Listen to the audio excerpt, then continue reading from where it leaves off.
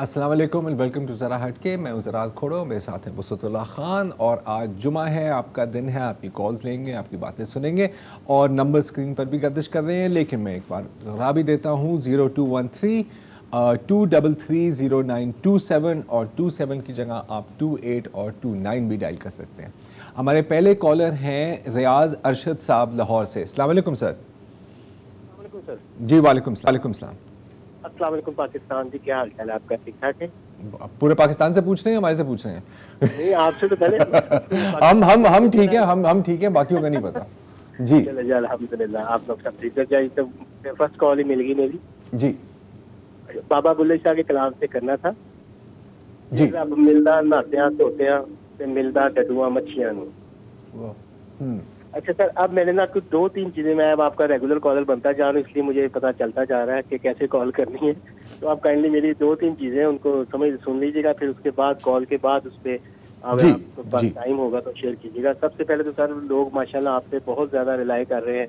अक्सर कॉल्स मैं देखता हूँ कि लोग आपको अपने मसाइल भी बता रहे हैं, तो काइंडली आप उसको अगर हो सके तो किसी फॉर्म पे उसको पेश भी किया कीजिएगा। लोगों को थोड़ी सी तसल्ली मिल जाएगी इससे कि चलें यार हमारी प्रॉब्लम जा रही है। और दूसरा, मैंने लास्ट कॉल में बात की थी बजट की, वो आप लोगों ने बिल्कुल ठीक बताया था। वो इतनी इतनी मोटी बुक्स मिलती हैं जो कि आम शहरी को नहीं समझ लगती। तो आप माशाल्लाह बहुत समझदार लोग हैं। अगर आप सिर्फ 2 लफ्जों में ये महकमों का नाम लेके, रेलवे, PI, इस तरह हजारों महकमे हैं पाकिस्तान के जो भी हैं, यार इसकी आमदन ये है, इसका ये खर्चा ये है, ताकि अगर आप इसकी एक रूटीन बना लेंगे तो लोगों को उसके लिए बड़ा एक अच्छी चीज़ चली जाएगी। अगर आप लोग अपने एनालिसिस से बात करके, ताकि लोगों को एक थोड़ा सा ना फिगर चली जाएगी, यार ये महकमा है हमारा पाकिस्तान का, इससे ये इसका खर्चा है और ये इसकी आमदन है। ठीक है सर, 2 चीज़ें होगी। और तीसरी आखिरी सवाल सर, आखिरी चीज़ ये है कि पूरे पाकिस्तान के अंदर माशाल्लाह जो भीख मांगने वाले लोग हैं ये बहुत ज़्यादा बढ़ रहे हैं। तो हुकूमत से अपील है आपके तवज्जुह से, अगर इनको ऑनलाइन नेटवर्क में ला दिया जाए, इनके गलों में कार्ड डाल दिया जाए और इनका कोई ट्रैकिंग नंबर हो जाए और ये भी गवर्नमेंट को टैक्स दे दे, क्योंकि अब हर बंदा तो पैसे मांगना होता है। यहाँ से कोई व्हील चेयर पे भी मारते हैं, वो भी उठ के भाग जाता है। यहाँ लाहौर में तो बहुत पकड़ दकड़ हो रही होती है, जो भीख मांगने, कराची में पता नहीं क्या हालात है। तो अगर ये गवर्नमेंट इस लेवल पे उनके गले में एक टैग डाल दे और उनको एक कोड नंबर दे दे, यार इनका ये आप इनका मनी ट्रांसफर भी कर सकते हैं, इनको कुछ भी कर सकते हैं, ताकि वो ऑफिशियली तरीके से, जैसे पूरी दुनिया मांग रही है, पाकिस्तान भी मांग रहा है और भी इदारे मांग रहे हैं, चलो एक उनको भी शेल्टर मिल जाएगा। मतलब इंस्टीट्यूशनलाइज कर दें। ठीक है। अच्छा, पहला तो आपका कमेंट था। दूसरा जो है, हाँ हम कर सकते हैं, लेकिन ये वैसे इंफॉर्मेशन बंदा आराम से ले सकता है। बजट के दिन तो ऐसा होता ही है। हाँ, नहीं वो बात कर रहा है कि मतलब रेलवेज में कितना लॉस होता है, कितना होता है, तो इस तरह का एक आइडिया हो जाए। हाँ बिल्कुल, इसके ऊपर कोई डॉक्यूमेंट तो बन सकती है। और तीसरा तो मेरे ख्याल के जवाब दे दिया। हाँ वो तो तजवीज़ जी। अच्छा, सऊद रफाकत साहब हैं चनाब नगर से। अस्सलाम वालेकुम सर। क्या हाल है वसतुल्लाह साहब, खैरियत से हैं? अल्लाह का शुक्र। मैं बात करना चाहता हूँ, रबुआ से बात कर रहा हूँ, चनाब नगर से। गुज़श्ता तकरीबन मैं कुछ अर्से से कॉल कर रहा हूँ मुसलसल जमात अहमदिया को, जो पाकिस्तान में बिलखुसूस एक मुनज़्ज़म किस्म की मुखालफाना तहरीक का सामना है, उस हवाले से जी। इस वक्त भी मैं आपकी तवज्जो दिलाना चाहता हूँ। हाल ही में ईद गुजरी है और अगर साल शुरू करें 2023 का, तो कराची में हमारी इबादत गाहों के मीनारे गिराए गए, फिर इंटीरियर सिंध के अंदर चले जाएं, हम मीरपुर खास में, फिर कुछ ही दिन हुए 24 चक सांगड़ में, उससे पहले हमारे कब्रिस्तान के अंदर वहाँ पे कुछ कतबे वगैरह जो है वो मिसमार कर दिए गए। अब आज ही मैं देख रहा था ट्विटर के ऊपर कि एक जो है मौलवी साहब जो हैं, वो हमारी काला गुजरा की एक जो इबादत गाह है, 10 मुहर्रम को बाकायदा तौर पे बड़ी वल्वला अंगेज तकरीर करके वो सारे जो गिरोह है उसको वहाँ पे इकट्ठा होके ये कह रहे थे कि अगर इंतजामिया ने ये मीनारे ना गिराए तो हम इंतजामिया को गिरा देंगे। हाँ, हेलो हेलो। हम हमेशा से ये कोशिश करते हैं कि अगर हमारी इबादत गाहों के ऊपर कोई ऐसी बात करे, हमारे कब्रिस्तानों पे कोई बात करे, या किसी भी फर्द जमात के ऊपर कोई बात करे, तो हम कबल अज वक्त उसका इंतजाम करने की कोशिश करते हैं, ताकि जो हमारे मुल्क के ऊपर एक पहले भी मसाइल का सामना है इससे भी जो हमारी ज़ात को तकलीफ पहुंचती है, जमात को तकलीफ पहुंचती है, जो बैरून मुल्क लोग हमारे बैठे हुए हैं उन्हें तकलीफ पहुंचती है, परेशानी होती है, और पाकिस्तान के नाम को जो धक्का लगता है, उससे बचाने के लिए हम कबल अज़ वक्त इंतज़ामिया से रब्ता करते हैं, ज़िले के अंदर, सूबे के अंदर, मुल्क की सतह के ऊपर, कि किसी भी तरह से इस तकलीफ दे वाक़े को रोका जाए। लेकिन बदकिस्मती कि कभी भी शायद या तो तवज्जो कोई नहीं करता, लेकिन बहरहाल होने को हो ही जाती है। पैदर पै हमारी जो इबादतगाहें हैं उनके मीनारे गिरा दिए गए। गुज़श्ता कुछ सालों में हमारे जो लोग हैं उनकी भी हलाकतें होती रहीं। अब तो हद तक यहाँ तक नौबत पहुँच चुकी है कि कब्रिस्तानों में घुस के जो साल से वफातशुदा लोग हैं उनके कत्लों को गिराते हैं, उनकी जो कब्रें हैं उनकी तौहीन करते हैं। अगर हम किसी भी मजहब के ऊपर चले जाएं तो मुर्दों की तकरीम का तो वाजिब है, एक आम इंसानी कायदा है, इबादत गाहों का है। तो हम किसी को ये नहीं कहते कि भाई आओ, हम तो ये कहते हैं कि हमें हमारी इबादत तो करने दें। अगर हम अपने मजहब के मुताबिक कुछ भी करना चाहते हैं तो मेरा ये ख्याल है कि बीइंग पाकिस्तानी हमें स्टेट इतना तो तहफ़्फ़ुज़ कर दे, इतना तो हमारे लिए खड़ा हो, कम से कम हम यहाँ पे टैक्स पेयर हैं, हम यहाँ पे मेरा नहीं ख्याल कि हमसे भी कोई पूरा शहरी होगा पाकिस्तान में, या हमसे भी कोई और ज़्यादा मुहिब वतन होगा पाकिस्तान के अंदर। हमारे तो बड़ों ने भी जाने दी, पाकिस्तान बनाया, आज भी हम जाने देने के लिए तैयार हैं, जाने दे रहे हैं, हर तरह से साथ खड़े हुए हैं। लेकिन बदकिस्मती के आए दिन कोई ऐसा शोशा छूटता है कि जो काबू नहीं आता। अब ये मौलवी साहब की मैं देख रहा था, 10 मुहर्रम को एक इंतहाई बाबरकत दिन है, और उस दिन पे ऐसी वहशियाना हरकत करना, उसके लिए वलवला अंगेज तकरीर करना, उसके लिए लोगों को इकट्ठा करना, ये बड़ी तकलीफ दे सूरत हाल है। उससे पाकिस्तान के नाम को धक्का लगेगा।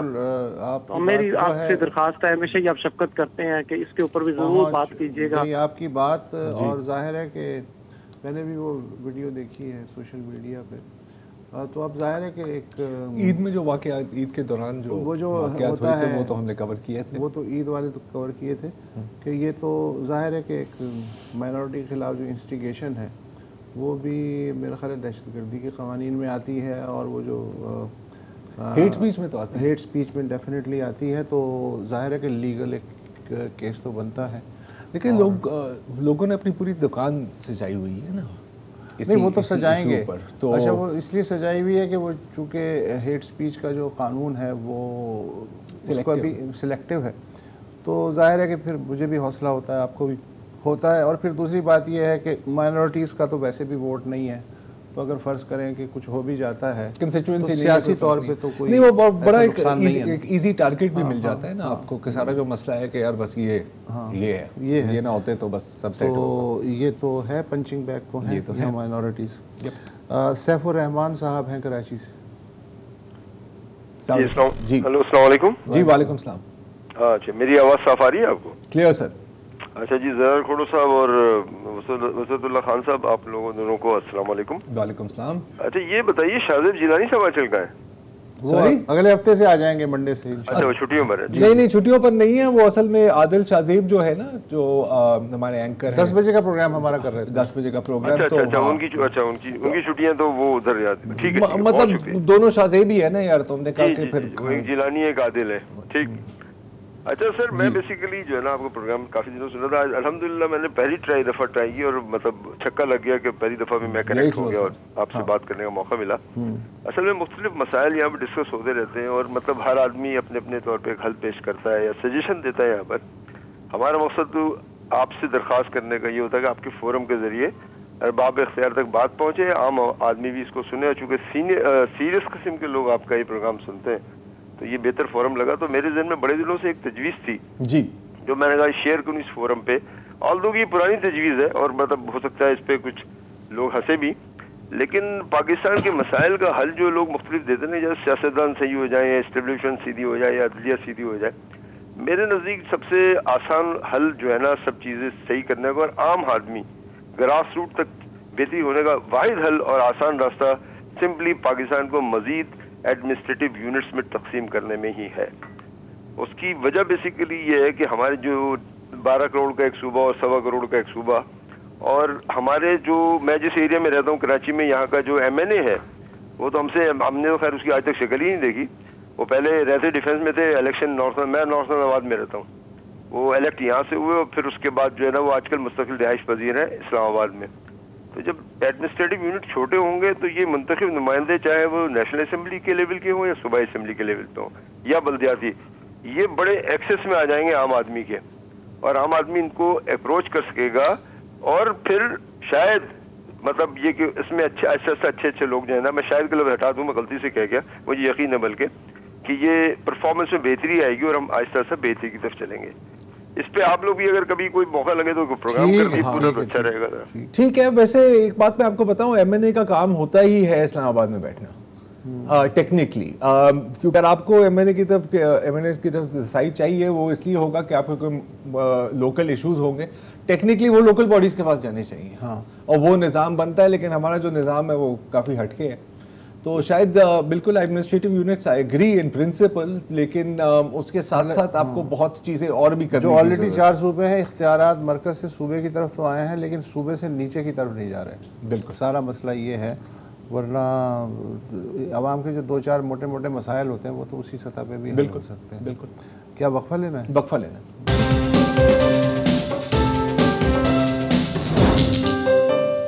वेलकम बैक जी। हम अगले कॉलर हैं डॉक्टर आरिफ साहब कराची से। अस्सलाम वालेकुम डॉक्टर साहब। वालेकुम अस्सलाम। मैं डॉक्टर आरिफ बात कर रहा हूँ कराची से। जी सर।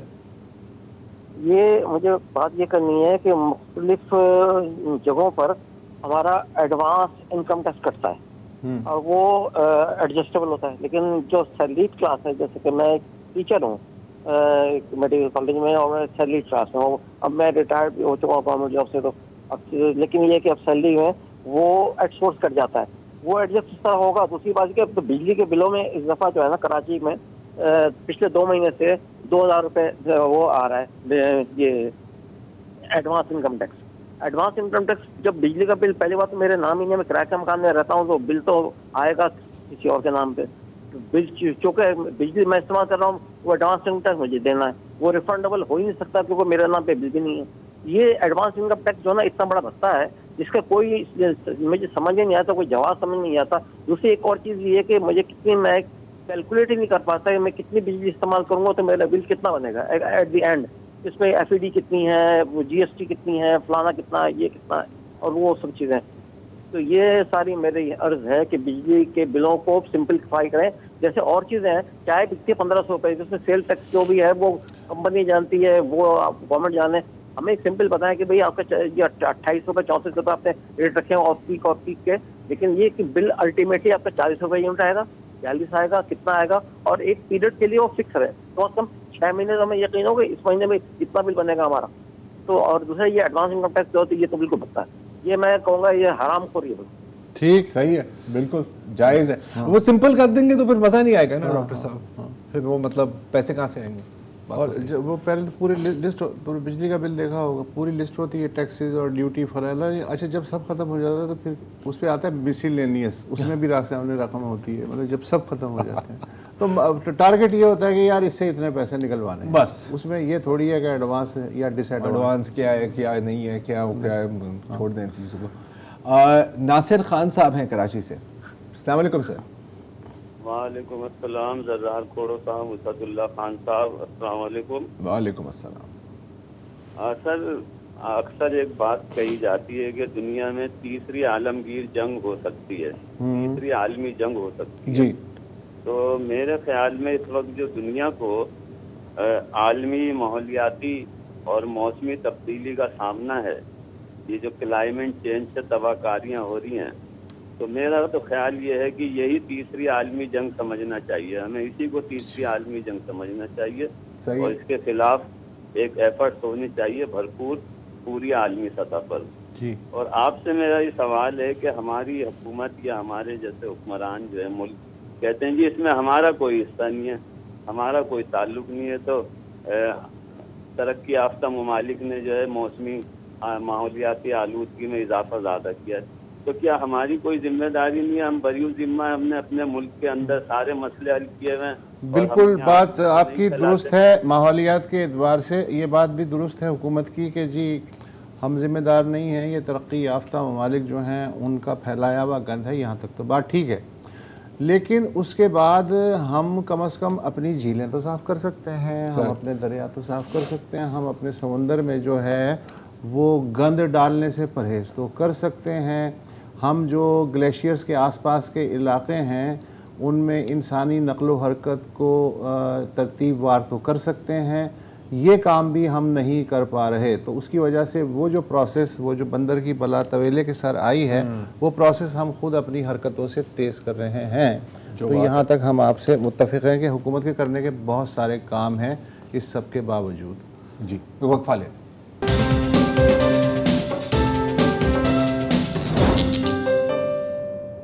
Welcome back.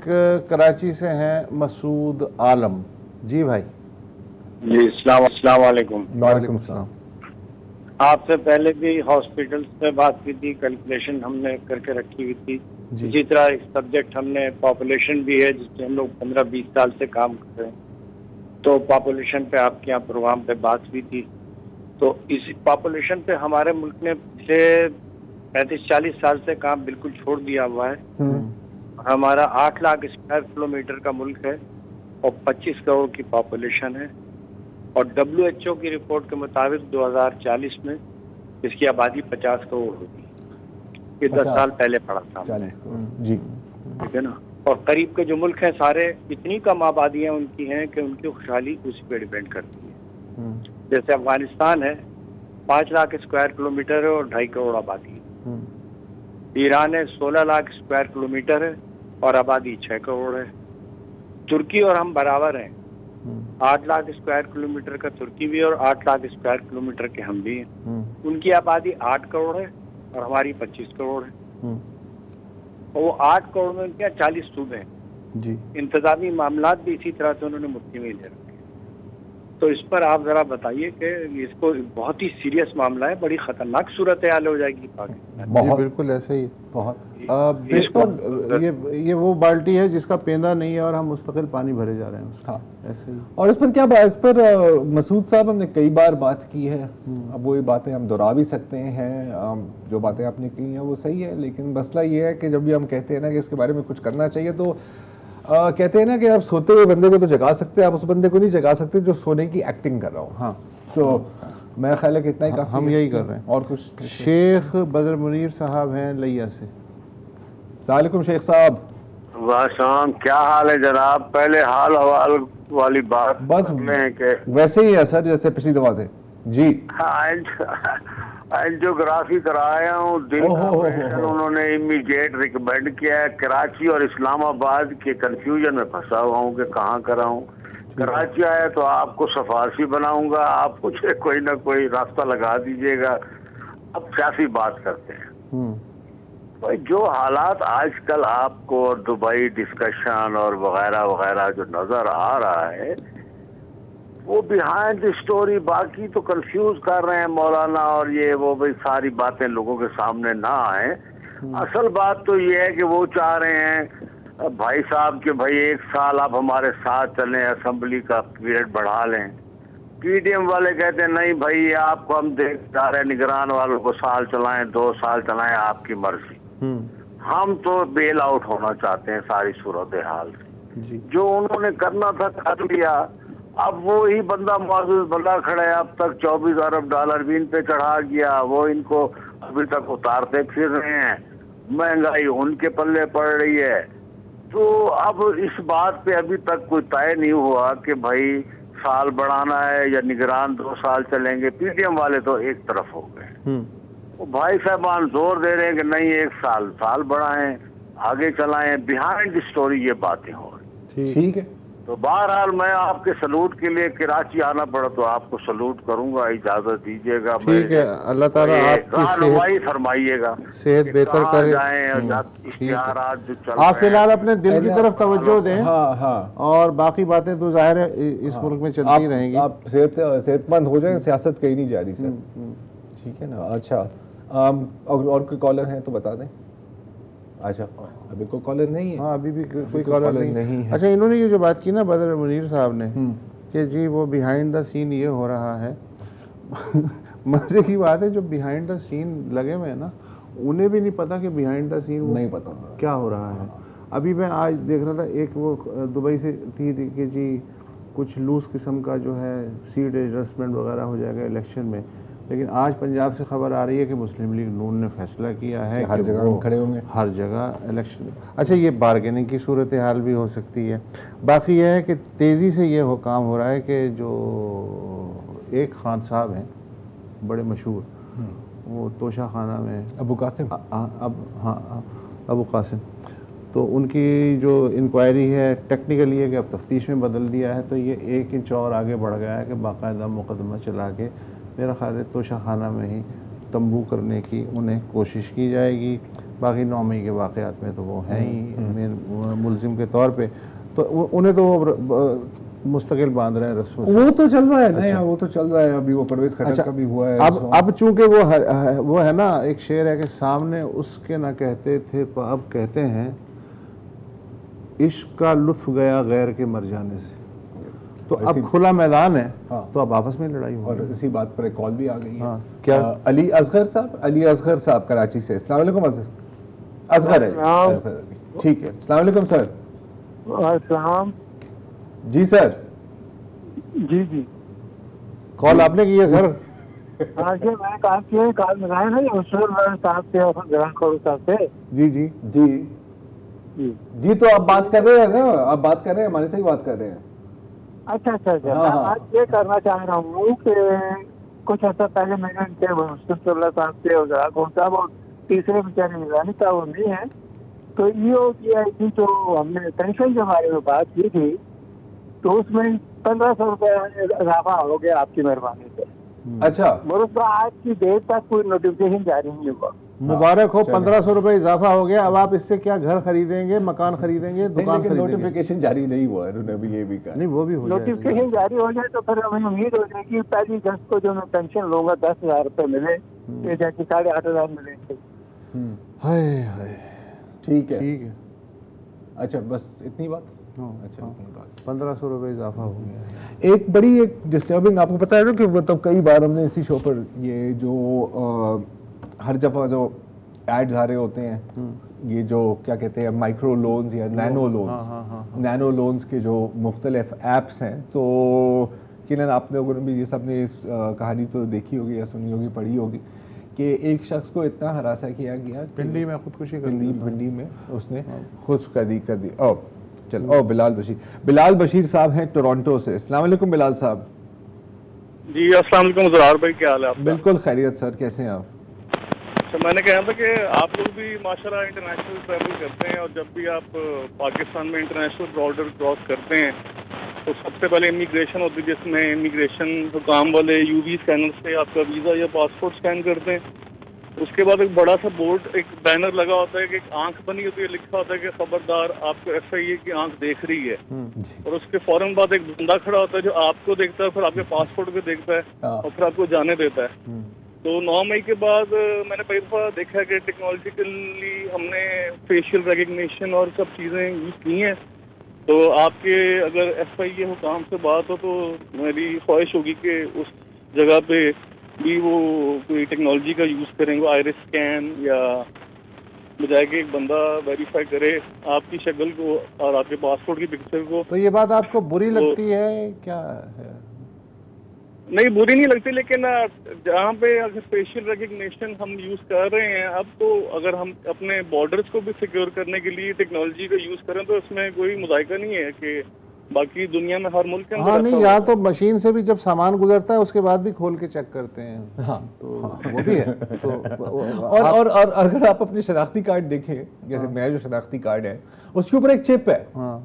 अब मुझे अभी तक नहीं समझ आई कि ये चिप क्यों है यार। ये जिस दिन नादरा वालों को समझ में आ गई, आपको भी हाँ ना, क्योंकि जहाँ पे भी जाओ कहते हैं यार इसकी 2 आगे पीछे की फोटोकॉपियाँ। हाँ, कुछ हो जाएगा, फ्यूचरिस्टिक वो फ्यूचर है। फरीद तैयब साहब हैं कराची से। अस्सलाम वालेकुम तैयब साहब। वालेकुम अस्सलाम व रहमतुल्लाहि व बरकातहू। सर मोहतरम, एक शेर से आगाज करना चाहता हूँ आज गुफ्तगू का। मैं भी कितना अजीब हूँ, इतना अजीब हूँ कि बस खुद को तबाह कर लिया और मलाल भी नहीं। अब गुजारिश ये है कि ये जो हालात इस मुल्क के हैं, अभी आपने 4 सूबे फरमाया, तो गिलगित बल्तिस्तान भी तो है 5वां सूबा, आजाद कश्मीर का भी एक सेटअप चल रहा है इसी मुल्क के अंदर में, वो भी है।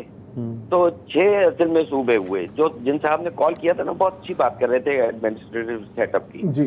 13 करोड़ का चीफ मिनिस्टर अकेला बेचारा क्या करेगा, या 5.5 करोड़ का चीफ मिनिस्टर अकेला बेचारा क्या करेगा, और एडिशनल उसके पास कलमदान भी होते हैं।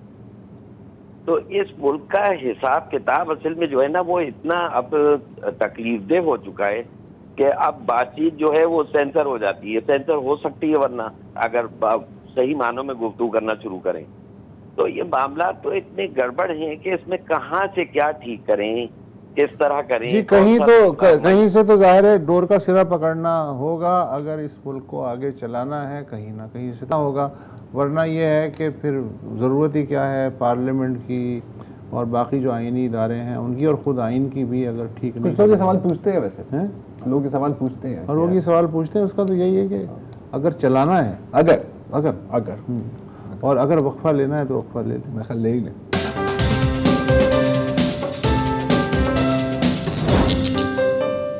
Welcome back. मैं अगली कॉलर है मोहम्मद जफरुल्लाह साहब गुजरावाला से। अस्सलाम वालेकुम जी।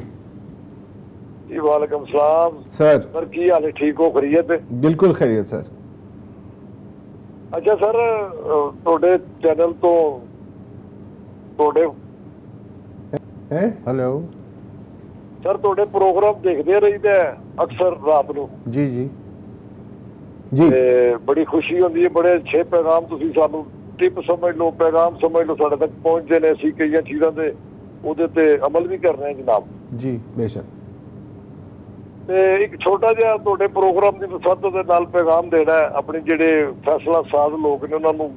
ਇਹ ਕਹਿਣਾ ਕਿ 12-13 ਕਰੋੜ ਨੌਜਵਾਨ ਜਿਹੜਾ ਨਾ ਉਹਦੇ ਤੇ ਜ਼ਰਾ ਤਵੱਜੋ ਦਿੱਤੀ ਜਾਏ। ਬਸ ਇਹ ਪੈਗਾਮ ਦੇਣਾ ਸਰ। मेहरबानी सर, ਤੁਹਾਡੀ ਕਾਲ ਲੈਣ ਦੀ ਟਾਈਮ ਸਾਨੂੰ ਕੀਮਤੀ ਦੇਣੀ, ਤੁਹਾਡਾ ਮਿਹਰਬਾਨੀ। ठीक है जी, बिल्कुल सर। मैं ਜ਼ਫਰੁੱਲਾ ਸਾਹਿਬ ਵੱਲੋਂ ਔਰ ਬਾਵੇ ਇਖਤਿਆਰ ਨੂੰ ਜਿਹੜਾ ਅਪੀਲ ਕਰਨਾ ਹੈ ਕਿ ਜਿਹੜੇ 12-13 ਕਰੋੜ ਨੌਜਵਾਨ ਨੇ ਉਹਨਾਂ ਤੇ ਤਵੱਜੋ ਦਿੱਤੀ ਜਾਏ। ਬਿਲਕੁਲ, बहुत ही ज़्यादा तवज्जो देती जाए, और ही साडा सरमाया ने जी। इफ्तिखार हुसैन साहब हैं कराची से। अस्सलाम वालेकुम सर। जी वालेकुम अस्सलाम जी, इफ्तिखार हुसैन बात कर रहा हूँ कराची से जी सर। अच्छा, मैं एक छोटी सी तनकीद से आगाज़ करूँगा, फिर एक छोटा सा कमेंट और एक राय होगी। तनकीद ये है प्रोग्राम के ऊपर कि आपकी जो प्रोडक्शन क्वालिटी है उसमें आवाज़ का काफ़ी मसला रहता है। अच्छा। मैंने कई जगह पर अपने रिश्तेदारों के यहाँ भी देखा, वॉल्यूम बहुत लो होता है और हम अपनी आवाज़ जो है टीवी की वो कोई 60-70 करके फिर सुन पाते हैं। बाकी टीवी चैनल पे मसला नहीं है। अच्छा, दूसरे इसी तरह मुझे लगता है अक्सर आपके माइक्स के साथ भी मसला रहता है।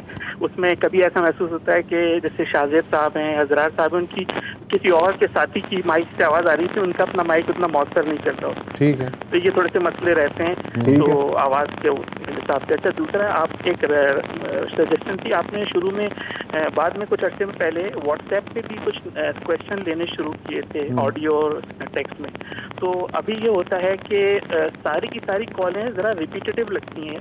आमतौर पर वही कॉल करने वाले लोग होते हैं जो कि बार बार यानी हर हफ्ते उनकी कॉल लग जाती है और उसमें वर्सटैलिटी ज़रा कम नजर आती है। तो व्हाट्सएप में ये होगा कि उसका वर्सटैलिटी बढ़ेगी, क्वेश्चन और आएंगे, तो उसमें शायद लिखकर क्वेश्चन करने में लोगों को थोड़ा आसानी भी हो, क्योंकि लाइन तो एक सिंक्रोनस तरीका होता है, वो एसिंक्रोनस वे में आ जाती है जी। और एक तीसरी सजेशन ये है कि मरदमशुमारी के हवाले से काफ़ी कंसर्न है मुख्तलिफ इलाकों में, कराची में भी और सिंध के सूबों इलाकों में, तो उस पर कोई एक तफसीली प्रोग्राम ज़रूर अरेंज कीजिए। ठीक है, तीनों सजेशंस ठीक है, तीनों सजेशंस। ऑडियो वाली बात आपकी बिल्कुल, टेक्निकल बातें आपने बिल्कुल सही, बात आपकी सही है। व्हाट्सएप का मैं आपको एक्चुअली बता देता हूँ, वो बिल्कुल वो शाहजेब ने स्टार्ट किया था और एक बहुत अच्छा आइडिया था। वो उसको थोड़ा सा मैनेज करना यूँ हो गया था क्योंकि उसमें वॉल्यूम बहुत बढ़ गई थी। तो कॉल्स का ये होता है कि वो थोड़ा सा डेमोक्रेटिक सिस्टम है, जिसकी लग गई हो उसकी फिर बात हम सुन लेते हैं। मैं मानता हूँ कि कुछ जाहिर है कि फिर बात रिपीट भी होती है। तो अब हमारे वो सवाल ये बन गया था कि यार उसको प्रायोरिटी दें या इसको प्रायोरिटी दें। वैसे टेक्निकली अगर हमारे पास 2 दिन होते ना कॉल्स के, तो एक दिन हम बिल्कुल ही ये वाले ले लेते और ये वाले ले लेते, क्योंकि अक्सर लोगों ने ये भी कहा है कि जी कोई ट्विटर का हैशटैग बता दें, उस पर भी हम कर सकते हैं। तो करने के लिए तो हम कर सकते हैं, लेकिन फिर वो एक सोच थी कि यार फिर जो लोग कॉल करते हैं उनको पीनलाइज भी नहीं करना चाहिए, और फिर एक और इल्ज़ाम भी लगता है कि सर आप तो ये सारी प्लान करते हैं कॉल्स। तो व्हाट्सएप में फिर वो एक और इशू हो जाता है। तो फिर या तो बंदा सिर्फ सोशल इश्यूज को ले, एनीवे ये एक डिबेट चल रही है, लेकिन मेरा ख्याल है कि तीनों बातों की इन्होंने आवाज़ के बारे में आपके सारे एतराज़ात, आवाज़ के बारे में तो 100% क्वालिटी अच्छी लोग अक्सर ये भी कहते हैं कि लाइव स्ट्रीमिंग में भी मसले होते हैं। मोहम्मद सलीम साहब हैं रावलपिंडी से। अस्सलाम वालेकुम। हेलो अस्सलाम वालेकुम। वालेकुम अस्सलाम। सर जी मैंने लास्ट टाइम कॉल की थी, मैं एक बात बताना भूल गया था आपको जी कि 16 जून को नेशनल असेंबली